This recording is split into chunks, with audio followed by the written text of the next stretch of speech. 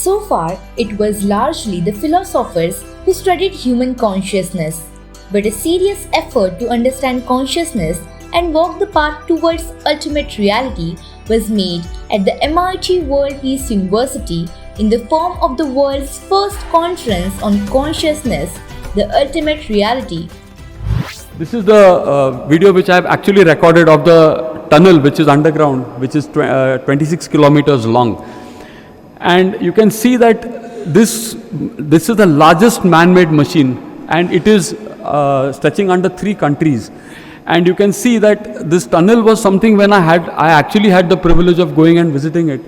It was incredible to know what man has done, and what they are actually doing in this Large Hadron Collider, this underground tunnel, is they are accelerating protons to almost the speed of light and then smashing them into one another and trying to understand what is the constituents of not only the atom but what is the constituents of the proton, what are the constituents of the electron. So we are going even subatomic to the point of reductionism is taken to the hilt, absolutely. So when I actually visited this Large Hadron Collider and I tried to understand what it was all about, one question always dominated my thought, that if reductionism were to even come to some conclusion, it were to say that we come to, let's say, as Professor Shukla would be aware, that now they're talking about the string theory. They say that even the subatomic particles, like when we talk of what are called as the quarks are the ultimate smallest particles that we are working on right now, and the quarks have got there are 6 types of quarks, top down, up down, top bottom, strange and charm. So these quarks are the elements which go on to make the protons and the neutrons. So even if I were to come to understand what the quarks are made up of, strings, the next question arises that what was the intelligence and what was the logic of this creation? The basic logic of creation is something that is way beyond the scope of our modern science or even quantum science for that matter. To further my understanding of this phenomenon of entanglement, the entanglement was demonstrated for the largest distance in the world, for a distance of 10 kilometers by Professor Nicholas Gizin in Geneva. And when I had driven down all the way to Geneva to meet up with Professor Nicholas Gizin, and in fact I had taken the effort to invite him for this conference, Dr. Karat, but he was unfortunately busy. But he is probably tipped to get a Nobel Prize in the coming few years for having demonstrated this entanglement at a distance of 10 kilometers. So now we come to the domain of quantum physics, where we have now started touching the metaphysics. Physics has now mutated to metaphysics in the form of quantum physics.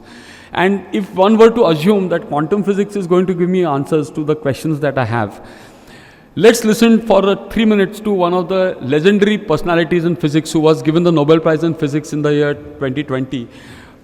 He says that if quantum physics is true, which he believes and for which he was awarded a Nobel Prize also for one of his theories, he talks about the measurement. And he says that quantum physics can say that, okay, it can at the most say that there's a probability of something happening. We are talking of a probability. And the measurement, so like Dr. Shukla was telling us, that everything is a state of quantum superposition. It's when I try to measure something, it is only when I'm measuring something that the atom or the proton or the electron will be measurable. Otherwise, it's remaining in a state of a waveform. It assumes a particle form when a conscious observer is looking at it, which is something very hard for classical science to understand. But trust me, there are a lot of videos which you can have a look at, and you will realize that when all the modern exponents of quantum physics are at a loss of words to explain reality and try to understand reality, even using the very advanced cutting edge of quantum physics. I will now divert a little to my experience of reality. This is a video of one of the surgeries that I had done, and as you can see in this video, I am clipping an aneurysm of the brain, which is an artery which has got a bubble-like, that small bubble-like structure that you are seeing, and I'm putting a clip at the base of that aneurysm. And this aneurysm, if it is not clipped, it can rupture and it can cause the patient to bleed to death.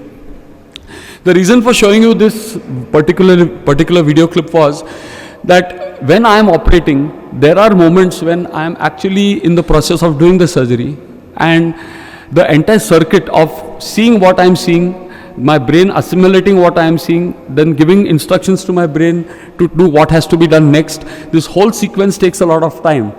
But trust me when I'm telling this to you, that when I'm actually doing neurosurgery, at certain points, I lose my identity. And I just don't know what is it that tells me to do the next step. And for me, that point is the reality that I'm living in, where I cease to exist as Deepak RANADE. My fears go, my anxieties go, and what remains is just the action, the purity of that action when I'm doing that surgery. And that to me is a glimpse of God.